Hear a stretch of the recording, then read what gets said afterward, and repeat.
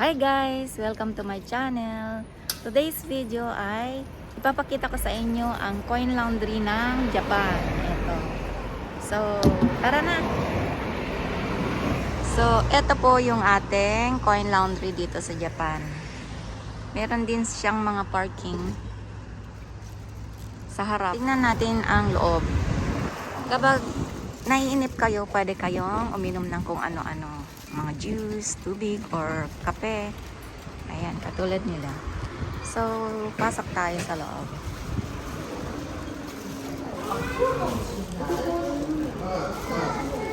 So, pagpasok mo dito ay meron mga para sa mga sapatos. Ayan. Ito yung tsura ng para sa sapatos. Ayan.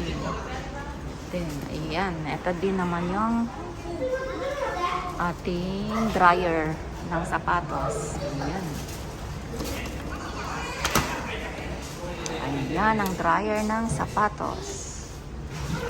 Papa-dry ka, magpapatuyo.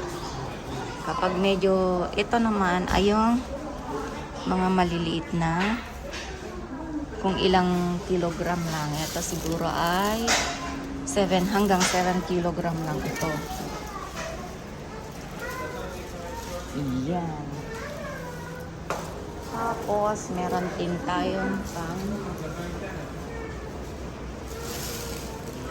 maramihan na labahin. Ito ay 10 hanggang 10 kilogram yan. Ayan. So, tapos, ayan. Ito naman ay 16 kilogram hanggang 27 kilogram. Medyo malaki-laki siya.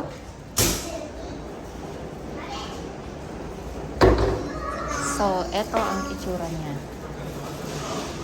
Yan, yun yung maliit sa kaliwa at ito naman yung pang 16 to 27 kilogram sa bandang kanan. Tapos, ito naman meron nag-iisa na ilang kilogram ba ito? Para sa mga futong na to eh. Yung mga ano, hindi tayo marunong mag-operate nito ah. Ayan. Yan, pang maramihan na to. Pwedeng yung mga maninitis na kutsyon. Yung futong na tinatawag dito sa Japan. Ayan, pwede ito. Yung medyo makakapal na katulad ng mga yung malalaking mga anong tawag doon, yung pinapatong sa ibabaw, kalimutan ko na. Ayan ang mga ano laba. Ayan, naglalaba siya, diba? So, ayan. Ito naman yung ating dryer. Ito naman yung hanggang 25 kilogram. Ayan, oh. Malaki, pang maramihan na to. Sa mga futong-futong na din to. Tapos, ito naman ay 14 kilogram naman to. Na dryer, katulad niyan.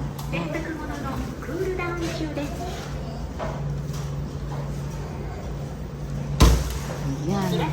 Mahigpit ang magnet niya. Ayan. So, ito lahat yan, oh, mga, kasi medyo nag-uulan dito sa amin, kaya maraming kapag nagpapatuyo. Katulad ko, andito ako para magpatuyo. Kaya lang, naisipan ko lang na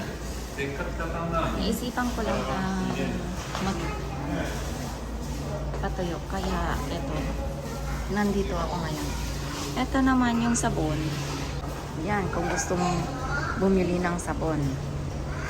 At dito naman, kapag wala kang barya, pwede rin mag-change. At ito naman yung bago lang kasi ako dito, kaya medyo hindi ko pa rin masyadong sanay dito. Mga pangalawang beses ko pa lang dito. Malapit sa amin, bagong open kasi. Pag naiinip, may TV din doon, kaya lang bibinigtan. So, ito yung itsura ng loob. Malinis. Kasi yung isang matanda kanina naglilinis every morning, tsaka sa hapon. Ayan. Yan. So, eto yung kabuuan ng coin laundry dito sa Japan. So, labas tayo at ipakita ko ulit sa inyo ang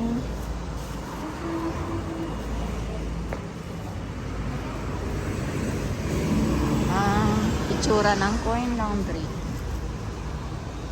Malinis, pati harap. Yan. Yan. Yan. Yan. So, that's all for today. At sana ay magustuhan nyo ang aking shinare na video sa inyo. Ayan. Sa susunod muli. Bye!